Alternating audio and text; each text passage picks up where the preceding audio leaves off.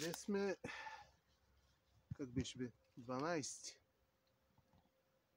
юли 25 година. Нивото е 59 см, водата е 26 градуса и нещо, аби има комари хапят от време на време. И то ниско стеблени са такива, под колената хапят. Хвана се някои риба и мърдат.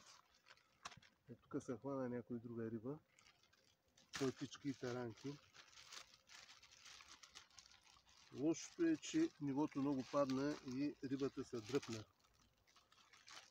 Но и такива се хващат по някоя рибка. Обаче са топли, водата е много топла. От време на време кълви. Проблема е, че сутринта изтарах две хубави таранки, не бях си разпънал кепа. После разпънах още 3 изтървах, като посегна да я хвана с кепа и като види кепа се оплашва, дърпа и бяга настрани. Ама както и да е, пак се хвана някаква риба в сравнение с миналите 2 седмици.